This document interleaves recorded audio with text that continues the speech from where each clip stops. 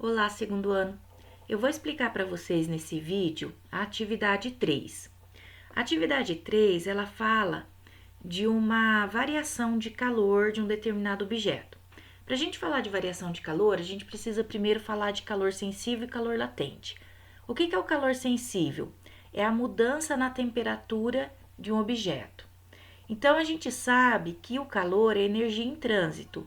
Então, você tem, por exemplo, um determinado objeto que está mais quente, né? Vamos imaginar um copo que tem um líquido ali dentro que está muito quente.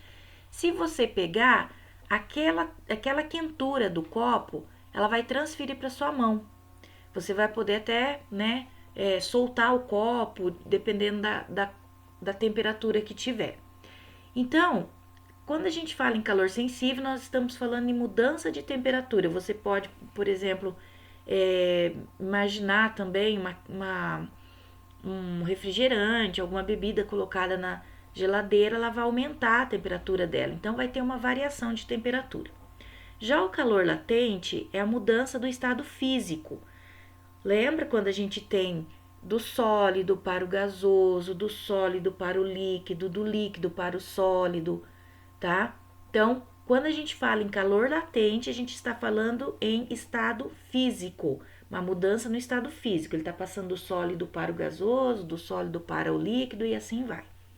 Nós temos duas fórmulas. O calor sensível, né? Ele é dado pela quantidade de calor, é igual a massa, vezes o calor específico, vezes a variação da temperatura. Esse ΔT, ele não é tempo. Aqui, o ΔT é variação de temperatura, tá? O calor latente, ele é dado pela... Como ele não tem uma variação na temperatura dele, então ele é dado pela massa vezes o L. Esse L é a quantidade de calor que causa mudança no estado físico. Então, seria quase que o calor específico, só com uma pequena diferença. É ele que vai determinar se ele vai quanto que ele tem que fornecer de calor para ele mudar o estado físico, certo? Bom, o calor específico, falando aqui do calor sensível, calor específico, cada objeto tem um calor específico. Por exemplo, se você colocar o líquido quente que eu falei num copo de vidro, ele vai demorar um tempo para esquentar aquele copo. Agora, se você colocar numa canequinha de alumínio, o que vai acontecer? Ele vai aquecer muito mais rápido. Por quê? Porque o calor específico do alumínio é menor do que o calor específico do vidro, tá? Então, cada substância tem o seu próprio calor específico. Trouxe aqui um exemplo para vocês, uma tabelinha que a gente tem de algumas substâncias. Então, olha, o que acontece aqui, ó? A substância da água, o calor específico dela é 1. A gente lê 1 caloria grama por centímetro, por centígrados. Agora saiu, centígrados. O gelo 0,5, o alumínio 0,21, a areia 0,20, o vidro 0,16, o aço 0,10 e o ouro 0,03, tá bom? Bom, a partir disso daí, para a gente resolver o exercício 3, então nós temos que primeiro ver o que ele fala, o que ele fornece para nós. Ele fornece a massa. A massa é igual a 6 quilos. Depois ele fornece o calor específico, que é igual a 0,6. Depois ele fornece para nós,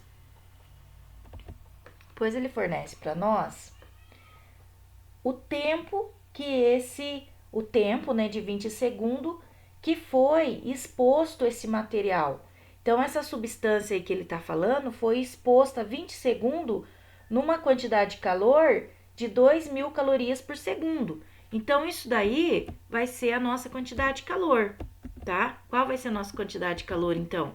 Vai ser 20 segundos exposta a uma quantidade de calor, né? Uma quantidade de calor de 2.000 calorias por segundo.